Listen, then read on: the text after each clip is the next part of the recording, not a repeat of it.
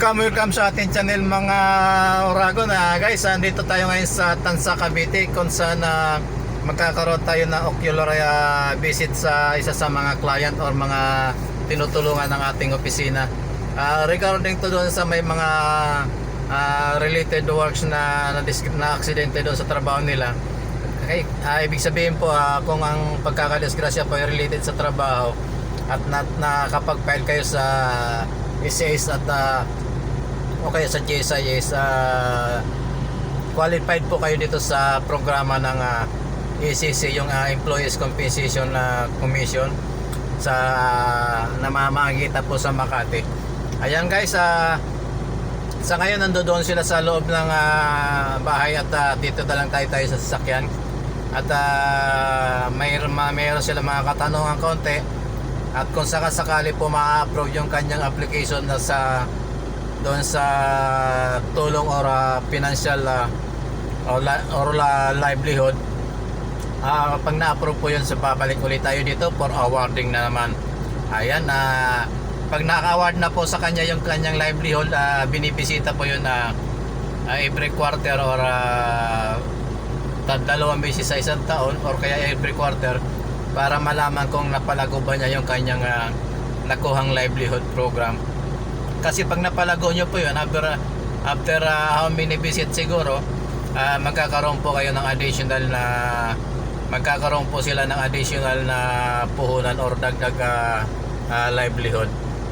Kaya hindi naman po babawin sa kanila ng gobyerno yung pagtama yung ginamitan nila. Basta po pa kung anong ilalagay nyo long livelihood na gusto nyong gawin, halimbawa tindahan or bigasan, yun po ang bibilin. Hindi po pera ibibigay sa inyo ng aming opisina, kundi yung livelihood na inyong inihingi, yung kung ano ang isinulat nyo sa inyong application. Halimbawa, kung tayo nasa probinsya, nilagay po ninyo ay baboyan o kaya manukan, ibibili po namin kayo, ibibili po nila kayo ng yung mga piglets or mga biik or manok na palalaki natin yung palalaguin. Kailangan po mapalago at hindi po masayang yung puhunan na ibibigay sa inyo. Kaya ayan guys, sa mga interesado po, pwede po kayong mag-comment or hanapin nyo po sa facebook.com/ECC po, makikita nyo po yan doon. Doon po pwede kayo magtanong. Active po yung aming Facebook. Kaya ayan, mega love shoutout po sa lahat ng mga workers natin sa buong Pilipinas. Kahit po nasa ibang bansa, mega love shoutout po sa inyo. Kung member po kayo ng GSIS or kaya ng SSS, mayroon kayong benepisyo dito po. Kaya wag pong kalilimutan. Ayan po, ayan, samahan niyo po kami mamaya, pagkatapos po nito pauwi pa, magpa-vlog po tayo.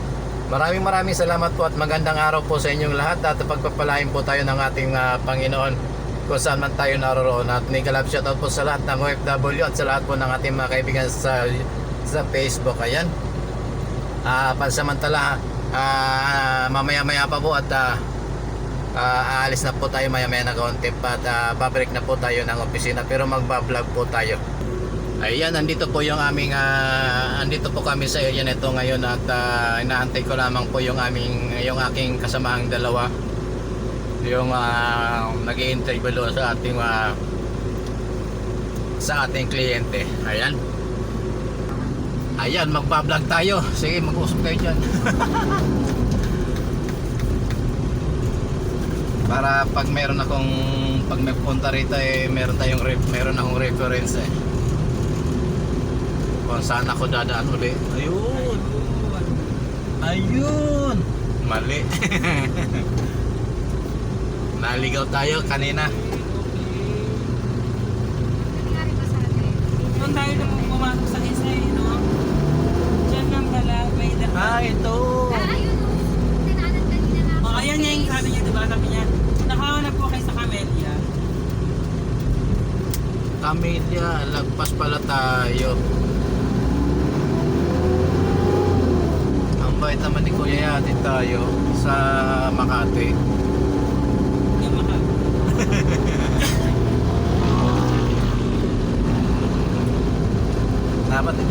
tayo natin. Kuha na natin to.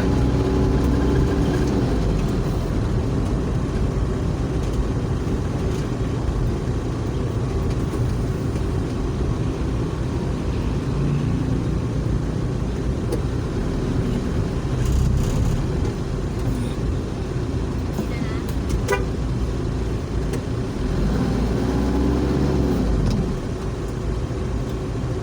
Dito na tayo sa kaliwa. Ay, parang mali. Tama ba? Parang mali yung pinapadala sa atin ni Kuya. Kaya nga kasi tayo galing sa kabila, di ba? Or baka may Sir,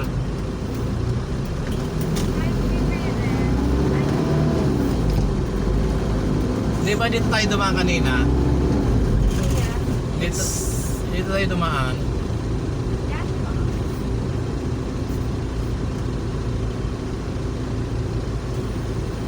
Pero ba ako tayo? Dito na tayo dadaan. Oo, hawakan mo ni Bila mo.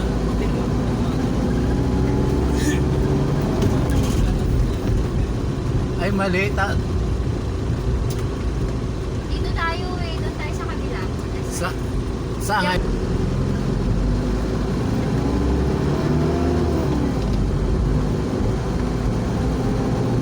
Piling ko yung tinuro sa atin ni Sir ano. May ano yung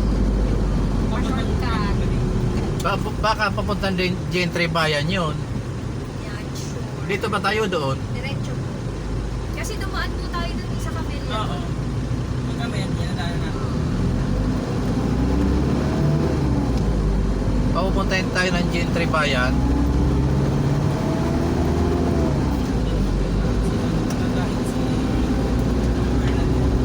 Matanda.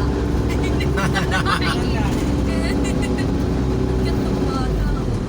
Napayong pa siya. Daanan natin yun, tapos dito na diretso tayo. Yan. Ito yung tinaanan natin. Diretso lang.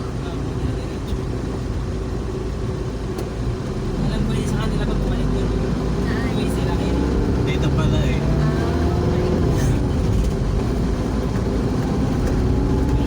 Silang po. Ayan Ano na. man ginawa na kuya pagbalik natin? Natatandaan kami. Ha? Hindi na natin matandaan.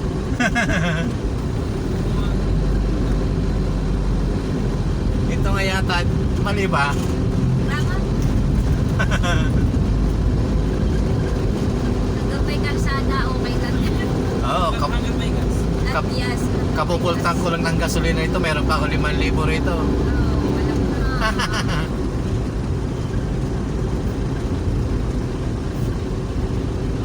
Ito, kakaliwat kaliwat kanan. Ah, diretso.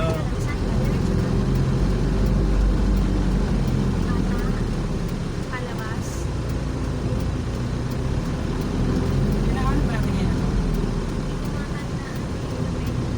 Dire-diretso lang daw po doon. Oo.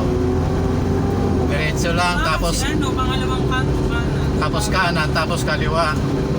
Vista Mall Highway na yun. Tama yung bata, no? Sabi nga eh, pag naligaw tayo dito eh. Tama yung bata. Ayan, guardhouse daw, kanan.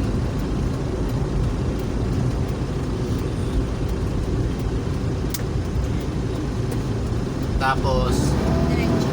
diretso, kaliwa doon sa... Tama nga yung bata kasi di ba pangalawang kanto kanan? Ito yung tinuro niya yan. Sir, and dito. Pag-ano pa pa rin yan. Mga north. Ah, ganun ba yun, kuya? Ah, Ganun na sa highway? ayun, Vista Mall. Ayun. Si Oho. Oo nga, ano? Galing. Pero hindi tayo dumaan dito kanina. Hindi, lumagpas pa po tayo.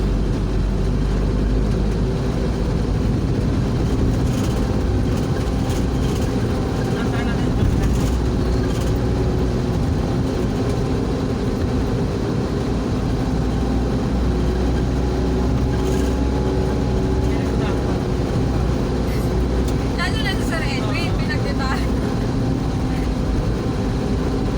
Vista Mall, Tansa, Cavite.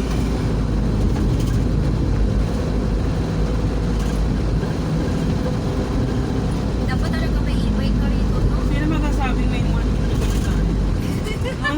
Oo, tapos yung parang parokyano mo, hindi naman yung mga parokyano mo na the Ay, usual. ito na yung highway. This is- tayo kayo na rito, diba? Diretso tayo. This is my way. Yung may paano na sabi ni Sir, ano, sabi ka, lolo pa lang. Malaki pala siya. Akala ko maliit lang. Hindi, mahaba siya. Hindi Kasi- po may cinema so. Nung nakita ko siya kanina, ito lang. Ito lang. Diba na tayo? Sabi ko, alam, maliit naman ang ulo. May daan pala dyan. Susunod alam na natin mas malapit. Yes. Alam mo na pala Ma'am Blitz, susunod mas malapit. Ang tanong, ako ba ang extra visit dito? Yeah, of course. Parte to ni Sir Lawrence ang Cavite. Oo nga pala, ito ang Cavite nga pala. Tanda naman, tanda. Ayan, dapat tinatanda mo na si Lawrence yan. Tanda ako po yan. Tanda ako ng cellphone mo din.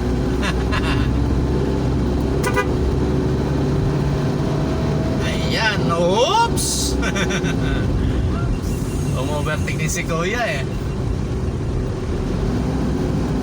Cute naman mga toy. Walang rated. Wala ako sinunod. Enforcer, enforcer.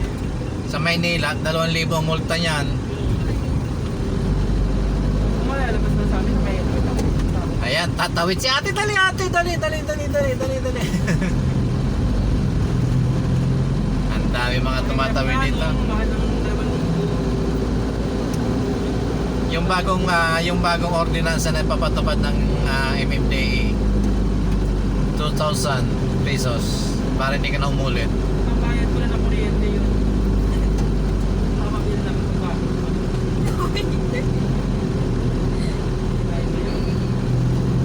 Hindi ka pa si Edie. Wala akong ano. Ano yan? Nabanggap? Ano rata? Wala ko rata.